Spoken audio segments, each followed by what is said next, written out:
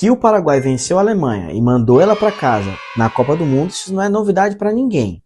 E o pior, o Paraguai era esperado que perdesse. Ele era o azarão da história.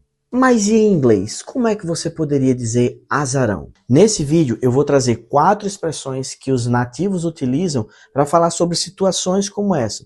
E inclusive uma delas, até professores e alunos avançados de inglês utilizam de forma incompleta ou até mesmo incorreta.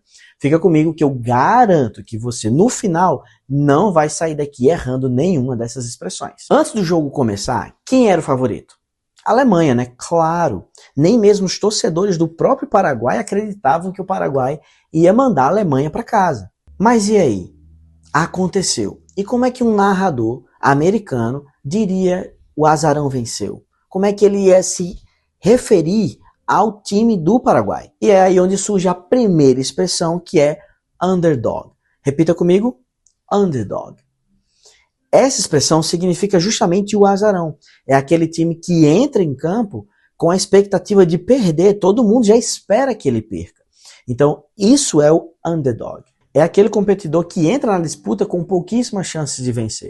Então, o narrador poderia dizer que o Paraguai is the underdog of this match. Perceba que até aqui estamos falando sobre o time e não sobre a vitória. E sobre a vitória em si, tem uma expressão muito interessante que é o upset. Upset, por que é interessante? Porque ela é conhecida como chateado. Então eu poderia dizer que Susan is upset. Susan está chateada. Mas no contexto esportivo, upset assume um outro significado totalmente diferente, que é justamente quando acontece uma vitória inesperada. Foi o caso do Paraguai, não era esperado que o Paraguai vencesse. It was one of the biggest upsets of this tournament. Ou seja, foi uma das maiores zebras da história deste campeonato, deste torneio. E olha que interessante, essa palavra se aplica a outros contextos fora do contexto esportivo. Então imagine uma pequena empresa derrotando uma multinacional, um aluno que só tirava notas baixas passando em primeiro lugar. Isso é uma upset, é uma virada. Mas calma aí que ainda não chegamos na expressão que até alunos avançados erram. E aliás, se você gosta de aprender inglês desse jeito aqui, com conteúdos da vida real, coisas que acontecem mesmo no nosso dia a dia, se inscreva no canal, ativa o sininho para não perder nenhuma das nossas notificações. Antes da expressão que muita gente erra, tem outra que eu queria trazer que eu acho ela bem interessante, que é pull off an upset. Isso aqui, quando você pensar nessa expressão, pensa em alguém conseguindo fazer uma coisa que é muito difícil. Então foi o caso do Paraguai. Paraguai pulled off an upset against Germany. Então o Paraguai, ele conseguiu uma vitória que foi muito difícil, foi inesperada e muito difícil contra a Alemanha. Essa expressão também aparece em outros contextos. For example, pull off a miracle, que é conseguir um milagre. Pull off a comeback, conseguir uma reviravolta, uma virada. Então pull off, conseguir fazer alguma coisa que é muito difícil. E agora sim chegou a expressão que muita gente se confunde, que é dark horse. Dark horse, ele se confunde com o underdog, mas tem um pequeno detalhe que muita gente erra na hora de explicar ou até mesmo de utilizar. Num primeiro momento, dark horse e underdog parecem que são a mesma coisa, mas não é bem por aí. O underdog é aquele time que entra como favorito para perder. Você já sabe que a qualidade técnica do time, os jogadores não são muito bons, então ele entra já como favorito para perder. E o Dark Horse é um pouquinho diferente.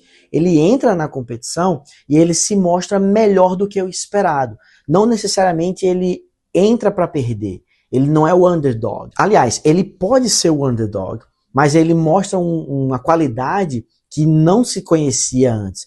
Por exemplo, imagina o próprio Paraguai, que eliminou a Alemanha, vai que elimina outra e outra, e chega na final. Então o narrador poderia simplesmente dizer: Paraguay team is becoming the dark horse of this tournament. Ele está mostrando uma qualidade que era desconhecida até então. Então, num primeiro momento, eu tenho a expectativa prévia, é o underdog. Ele se mostra melhor, ele se torna então o dark horse. Lembre-se, o underdog descreve uma equipe que você já sabe que é inferior. Já o dark horse, não necessariamente você tem essa expectativa de ser o pior time da competição, daquela partida pelo menos, mas ele mostra uma qualidade que você não conhecia. Então ele becomes the dark horse. Resumindo então as 4 expressões são underdog, upset, pull off an upset e dark horse. Então, galera, se você aprendeu pelo menos uma expressão nova, já vale a inscrição no canal, né?